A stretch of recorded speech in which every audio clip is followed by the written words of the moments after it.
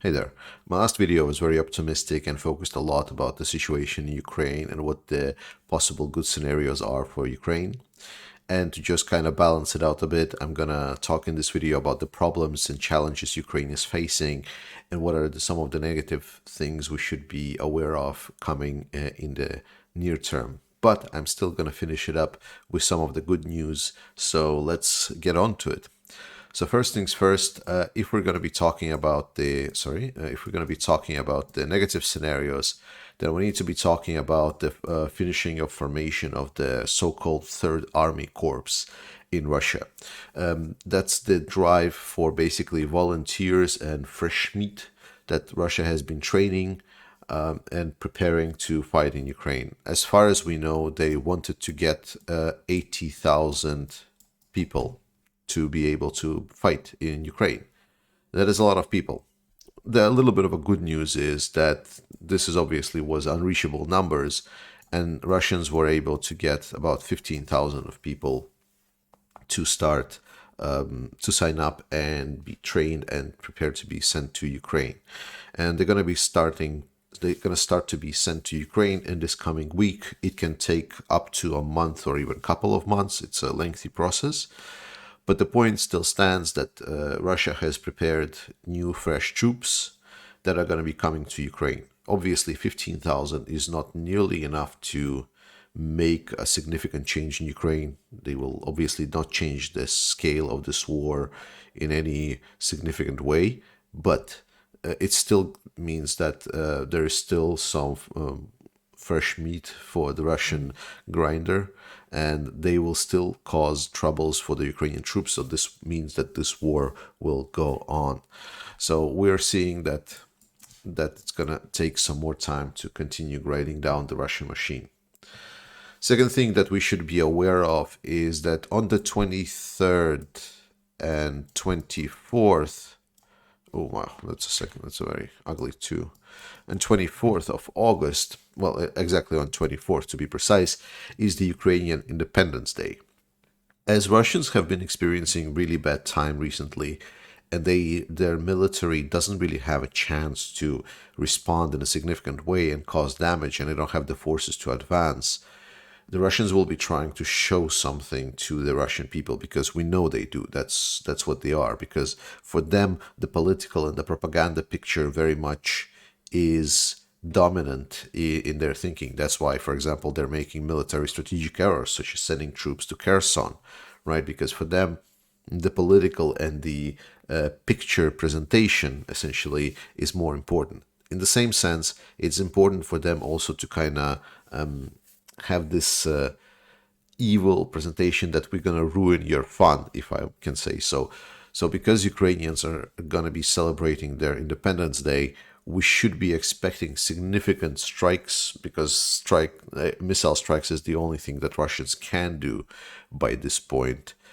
So we should be expecting significant missile strikes pretty much all over the country. That will mean that there's going to be a lot more dead Ukrainians and a lot more dead civilians and a lot more war crimes that the whole world will just ignore and continue their day, talking in some European parties saying, but the Russian people are not to blame, while the Russian people are just going to be cheering and celebrating more Ukrainians dying on their Independence Day. Another thing that we should be talk about, in the same sense that Russians are feeling a little bit desperate and the fact that they don't know what to do, is something we already see happening in the Kherson area. So when the Russians were leaving Bucha and Irpin, there was a lot of war crimes, torture, murders, rapes, a lot of the things. And so far, Kherson area has experienced a lot of it, but it's been kind of hidden and it was not on mass scale.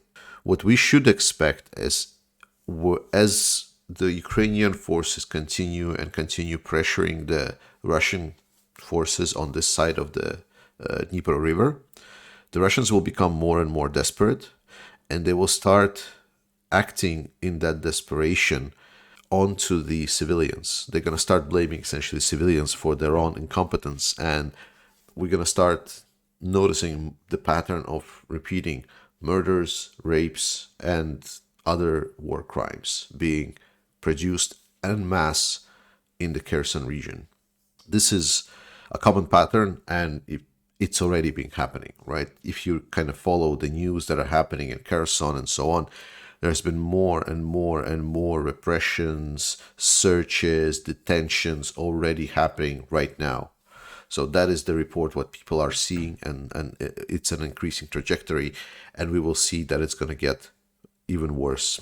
Really bad news for a lot of local population, and obviously for us as a humanity, that we still think it's okay, that it's fine, while it's not our people that they're torturing. And finally, I wanted to cover the fact that Ukraine, while it is able to stop Russia, is still nowhere near turning the tides of this war. We have been seeing reports that while last video I said that the Russian artillery is being recalled because the barrels are failing, and they don't have the industrial capacity to completely refit those with new artilleries, or the artillery that they have in stocks that were just not operational, maybe take barrel from that one to refit it to the new one, so basically cannibalize. And while they don't have the manufacturing capacity for that, the kind of the same problem is also starting to bite Ukraine. The point is that Ukraine has been supplied with significant numbers of the Western style artillery, which in a lot of sense has not been designed for this type of war, like this intensive war. And it's a lot more technologically challenged to be repaired in Ukraine, right? And especially because there has been such a huge spectrum of that supplied artillery. So we know that there has been artillery that's been also sent out from Ukraine to Europe, where it's going to get maintained. But the point is that a lot of the maintenance from the artillery that is being sent by the West has been sent out back to Europe to try to get it refitted. And the complete downside to that is that we are not seeing significant new influx of weapons from especially European sides. There has been not a big supply for any kind of towed artillery or other major heavy artillery promises, at least publicly made. So Ukraine is also struggling with getting their resources up and running, and the biggest problem is that there is just not enough. Like we need to underscore this enough. Ukraine need at least double of what the Western support has provided so far to even come barely start pushing the Russians out effectively. I'm pretty sure that with the tools that they have right now, they can do it slowly, but I'm not sure if we as a people want to follow this war. As much as I like my channel growing and I want to send money to support Ukraine, in my perfect world, my channel doesn't exist. And there is no need to send money to support Ukrainians because Ukraine doesn't struggle for its survival. So that's the bad news that I wanted to talk about. And the good news, that to finish this off, not to be completely doomerish, is we've seen the recent list of the US provided weapons, and we see a very important change in it. Firstly, we see that they're sending some more local, highly mobile pieces, like to allow troops to basically move faster and attack on a local level. This is very much for attacking purposes, and it's very relevant for Ukrainians that are going to be planning the counteroffensive around Kherson. And secondly, we're seeing that they're also starting to provide the TOW missiles.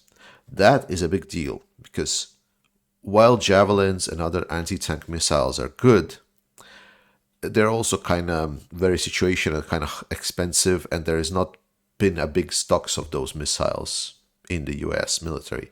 That is completely different to the TOW missiles. Firstly, TOW missiles can be planted on the number of platforms in the Ukrainian army. And most importantly, there is just a sea of them. Like, there has been so many TOW missiles produced.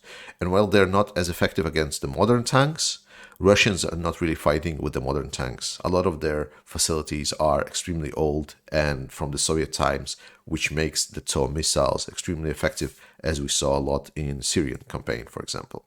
And second good news, like it's a future promise for you that I can make, is if we look at the map and we look at the Crimea, we can see one very important thing. There is basically just one bridge that is connecting Crimea to Ukraine, to Russia.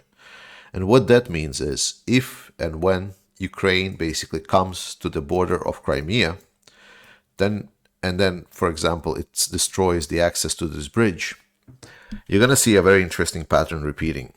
It's going to be basically Kherson North Bank 2.0. So if you didn't thought about this, then there you go. Just a thought that to get you going and the optimistic scenario. And we know already that Ukrainians have enough firepower to control the bridge if they get to when they get to this point.